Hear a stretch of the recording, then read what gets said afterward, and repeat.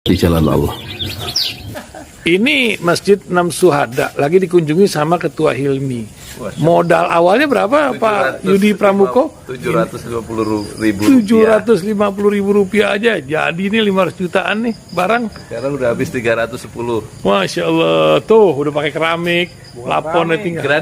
Granit tuh kayak marmer. Tuh, Masya Allah nih, sampai juga kita ke sini.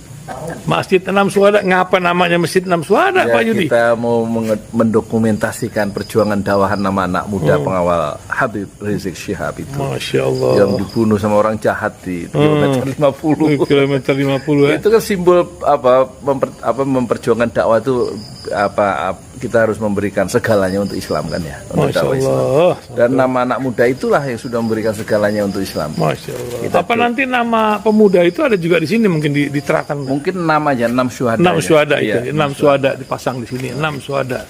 Bipali, apa yang dikomentarin dari ini semua, Bipali? Masya Allah, luar biasa. Dari uang 700.000, kalau pengen ternyata bisa.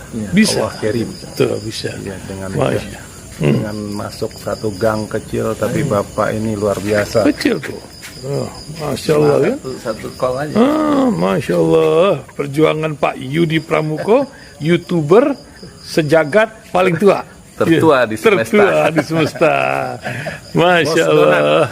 Tukang donat. Tukang donat. Tukang donat dari Paru. Ini saya laporkan dari lapangan ini, langsung dari Masjid Enam Syuhada. Masya Allah. Dan ini dia. Dalam lihat ah. Tuh lihat tuh masjidnya, tuh imamnya di situ tuh. Malam-malam lagi kita, Masya Allah, masih kurang nih. Atapnya katanya transfer aja dari rekeningnya di bawah terlihat. Assalamualaikum warahmatullahi wabarakatuh. Dari Tempo ya.co kita bacakan berita menarik nih. YLBHI anggap pengesahan Perpu Cipta Kerja serangan brutal terhadap demokrasi. Reporternya Tika Ayu, editornya Amirullah, Minggu 26 Oktober ya. Tempo.co. Jakarta, Ketua Umum Yayasan Lembaga Bantuan Hukum Indonesia YLBHI Muhammad Isnur mengatakan manuver pemerintah Jokowi menerbitkan Perpu Cipta Kerja dan disusul pengesahannya sebagai undang-undang oleh DPR RI merupakan serangan brutal ya, terhadap prinsip negara hukum. Dalam hukum disebut bikin perpu harus ada emergency ya.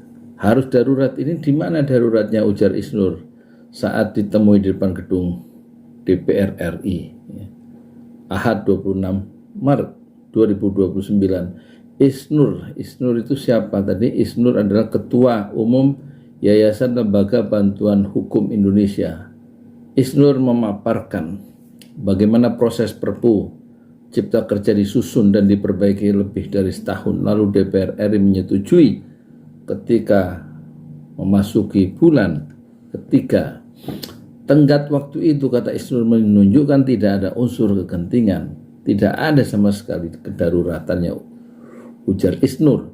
Seperti diketahui, pengesahan Undang-Undang Cipta Kerja memantik protes publik hingga digugat ke Mahkamah Konstitusi.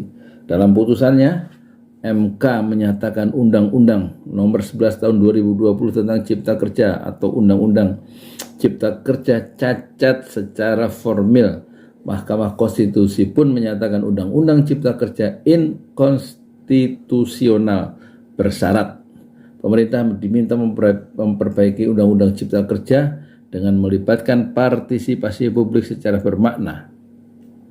Bukannya memperbaiki, pemerintah justru menerbitkan Perpu Cipta Kerja dan mendapat pengesahan dari DPR menjadi undang-undang pada sidang paripurna Selasa 21 Maret 2023 minggu lalu ya.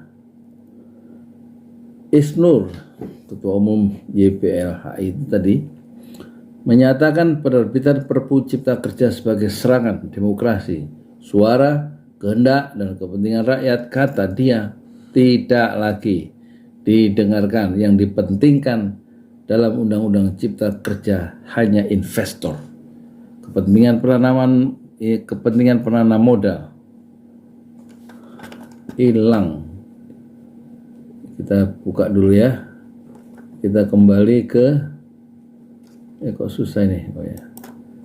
Kepentingan perdana modal ya, mana tadi? Serangan brutal. Jadi hilang tuh.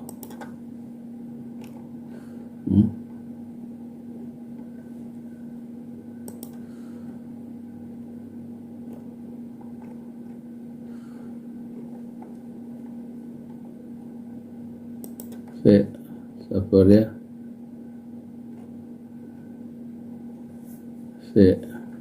Gimana nih caranya nih? Ketua YPL anggap ini. Nah ini.